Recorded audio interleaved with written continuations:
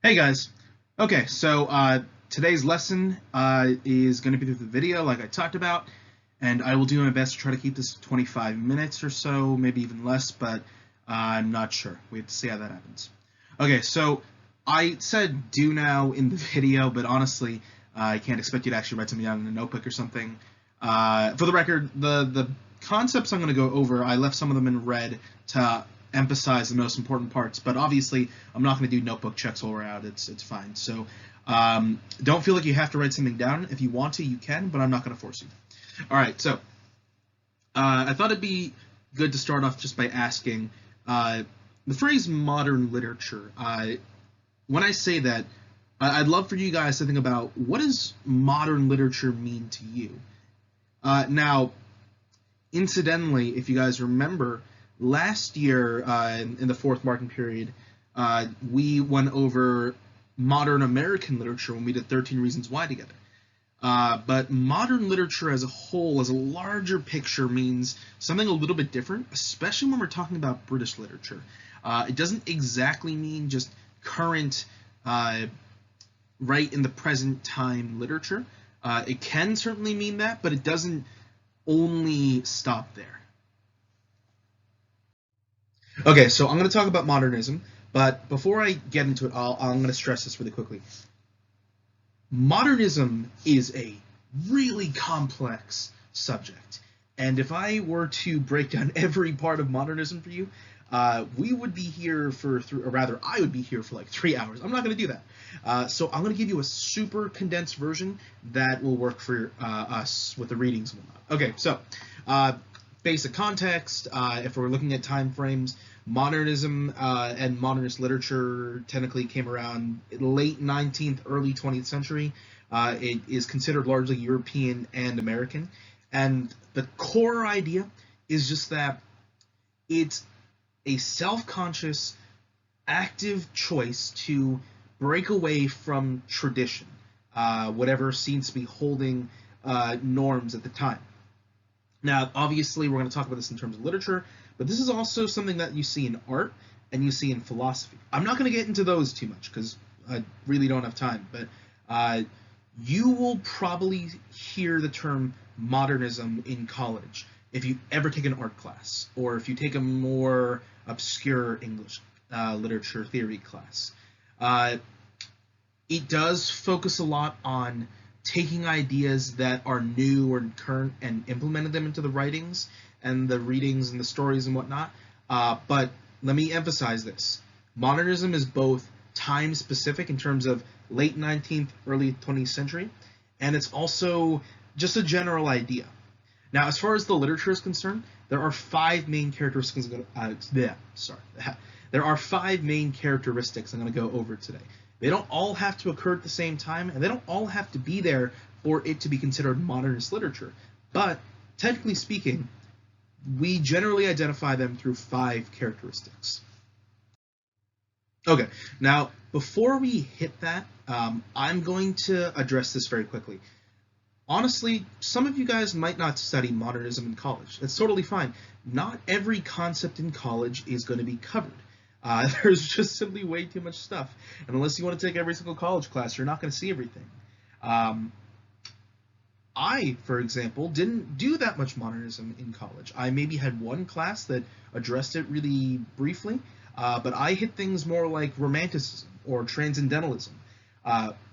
This is why I'm teaching modernism, though. It's less about the concepts and more about the skills we have to build while talking about it, because as far as certain classes in college go, you're going to get a wide variety. Obviously, you're going to get more technical things like math and science, but most colleges ask that you hit a variety of focuses for general studies. We kind of touched upon this when I had you guys do the mock college scheduling project early in the year. It's very similar to that. Basically, you take math classes, you take language classes, science classes, English classes, theory classes, music classes, humanities classes. You're going to get a lot of different things. And when you get a lot of different things, you're going to get a lot of different ideas, a little obscure, kind of like modernism.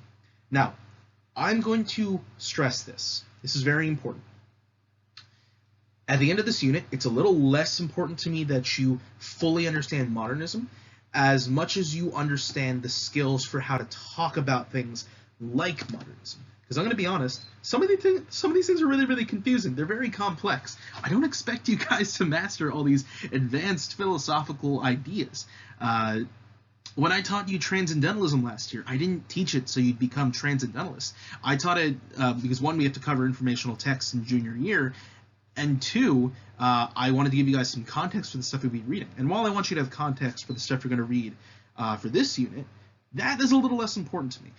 Because in classes where they cover obscure concepts like modernism or romanticism or Western philosophy, it's less important that you parrot back the exact definition or the correct, like the one specific correct answer. It's more important that you can adequately and satisfyingly explain something that you don't necessarily really understand. But as long as you can provide an answer that makes sense, that's kind of unique to your own interpretation, and at the same time isn't completely wrong, professors in these classes will generally accept your answers. Basically, I'm asking you guys to be able to stretch connections and defend your thought process level. This is a good rule of thumb to have for reading techniques in college, writing techniques in college. It's just good across the board in college for anything not science or math related. Basically, I'm asking you to think outside the box, but at the same time, don't destroy the box. It needs to be consistent with the stuff you're talking about, but you can have your own interpretation, and as long as your answer is coherent and strong and not directly contradictory, you're fine. Okay, the first characteristic that we generally identify modernism through and modernist literature through is individualism. So rather than the world of a story being important, by the way, I'm going to talk about stories mostly, but these also relate to poems. So anyways, rather than the world of a story being important, or the society that a story is set in, or the setting of the story, the focus of modernist literature is largely about the characters in the story. Now, honestly, the general idea is the world shouldn't matter. And if the world of the story does matter, it really only matters because it's important to the character, because the character says, you know what, I choose to make this important. This is something that I'm going to focus on. It is largely to the perspective of the character, and this is really, really important. The focus, again, is on the character rather than the world the character is in. The next part, and this is where modernism gets more into its own concepts, is experimentation. When you write something or read something as a modernist or through the modernist literature lens, you are kind of expected to try different things. Basically, and this was more historic, at the time modernism became really popular, there were a lot of rules and expectations and people saying, oh, this is what makes a story, this is what makes writing. And modernists said, you know what, no, I want to try different things. I don't want to follow rules of what, we're expected to do to write a story. So when you're writing things, you can try different techniques, you can try different writing styles, story choices that don't necessarily have to make sense, use of different images. And I don't just mean metaphorical images, I mean literally physical images in a story. Like, there are a lot of people who think, oh, if a story has pictures in it, it's not a serious story. Modernists would disagree. They're like, no, let's throw a super complicated book and then throw pictures in every page. That's totally fine. Now, again, I'm not requiring that you write notes for this, but I am going to point out stream of consciousness here. It's super important, and I know I've already highlighted, but I'm going to do this here too. Stream of consciousness is super duper important because it is a literary concept. I don't know if you guys are already familiar with it, but for those of you who aren't, it's a writing technique where basically you write a character's thought process, but not structured by he said, she said. It's more of whatever the character is thinking, write it out exactly as the character would think it, and write it super jarred and broken up. super random and disjointed and unfunctioned. Because when you have thoughts, you don't think in your head, I'm thinking this, now I'm thinking this, and now I'm thinking this. No, your thoughts go all over the place, and that's what stream of consciousness is. I'm gonna go over this, and I'm gonna give you guys specific examples later, but I want you to keep the term in your head for now. And free verse poetry, I'll cover that. I probably think next week when I talk about postmodernism. But yeah, these things are really, really important. Okay, so absurdity is a very important part of modernist literature. Kind of similar to how experimentation says you need to try different things. Absurdity challenges traditional writing situations and settings. Like, again, talking more historical context here, when modernism became really big, most stories were kind of like, oh, real world settings, or oh, specifically fantasy settings. They didn't really like to mix the two things. They didn't like to throw impossible settings with realistic situations, and they didn't touch upon certain things. Absurdity wants to challenge those things. They want to address those things. So impossible settings, situations, circumstances. This one's really, really important.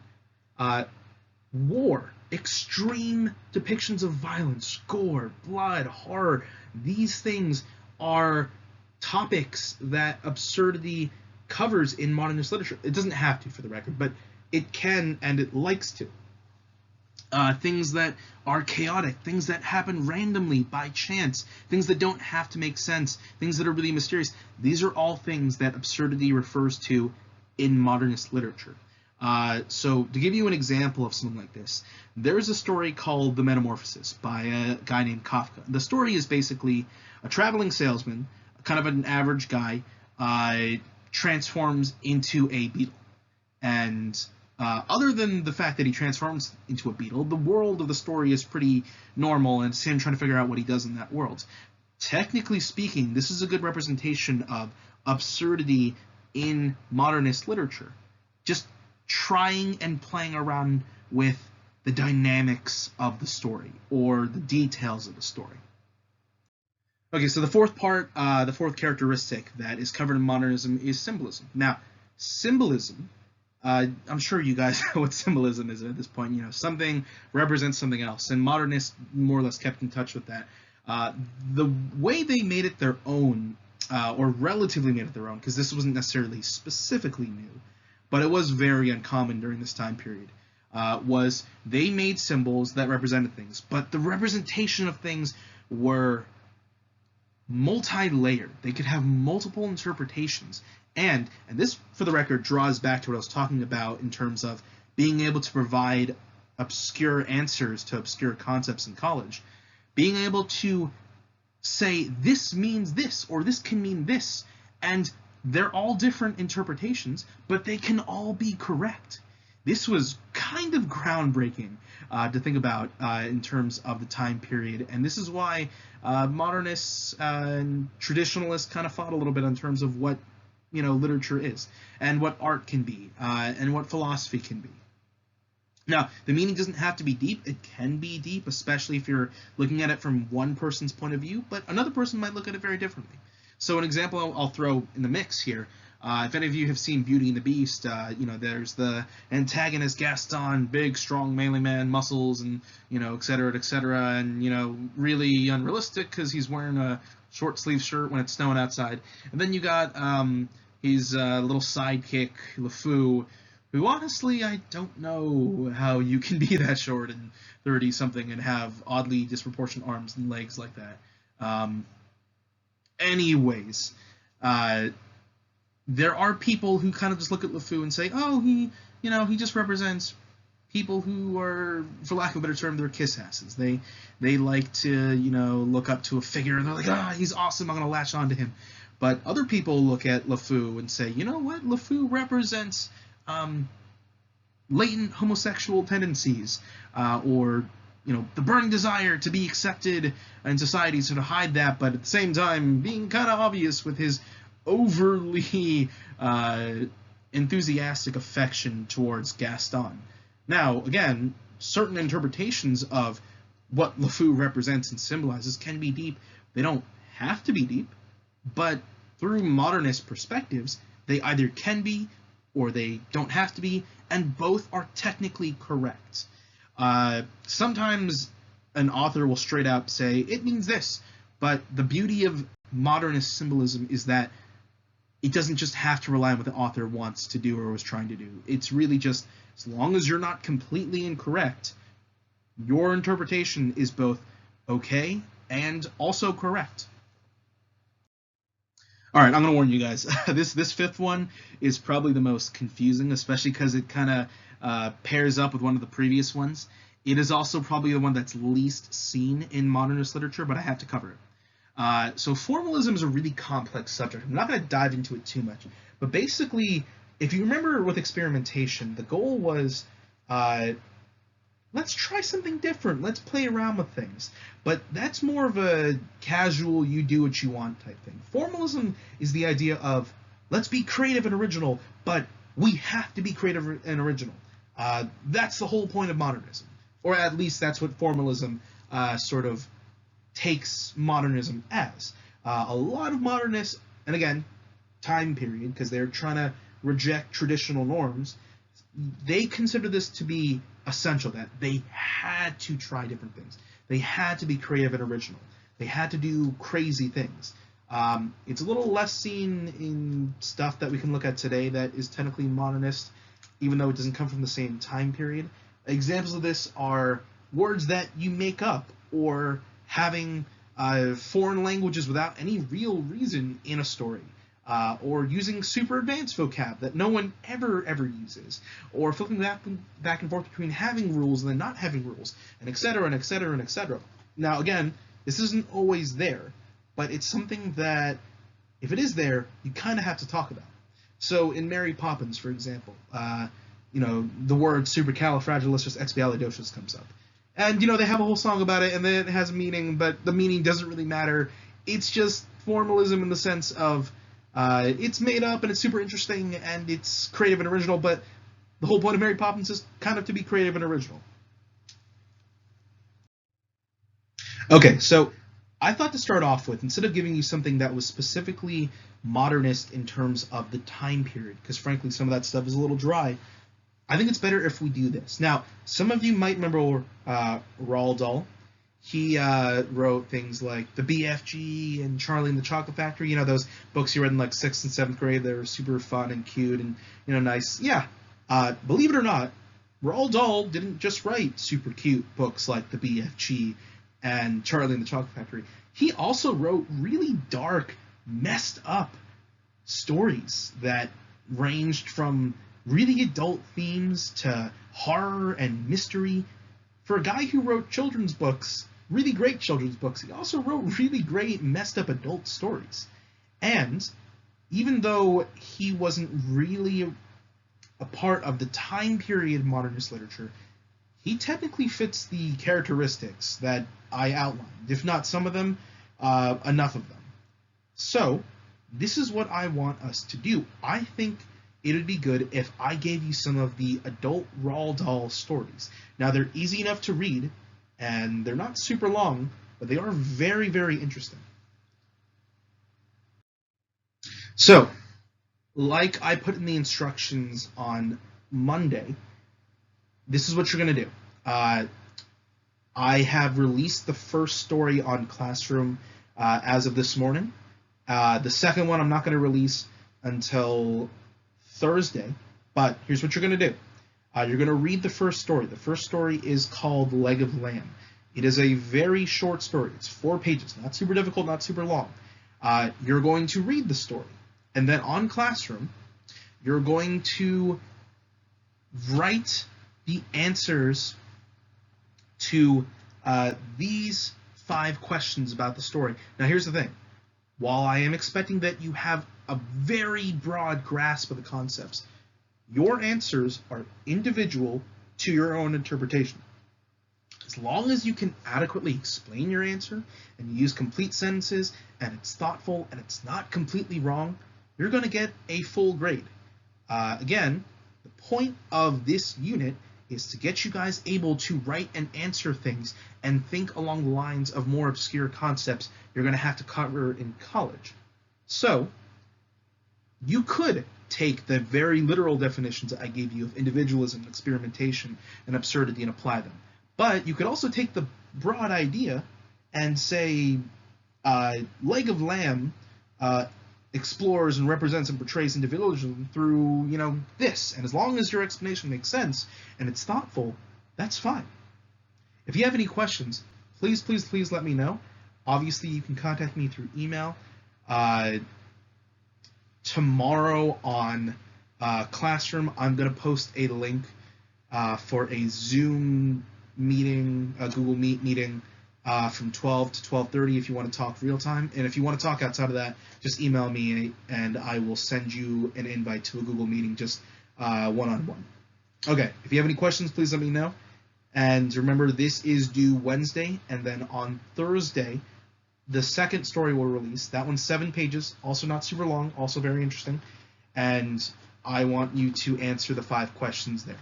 And before you go online and try to look up the answers to these questions online, I'm going to stop you, because I specifically chose these stories because they are modernist in idea and execution, but not modernist literature in terms of these happened during modernist literature. So if you go to Google and type in what is the experimentation or formalism with Leg of Lamb, you're not going to find that much. This is really based on your own interpretation and your own expression. Again, if you have any questions, please let me know. Thanks.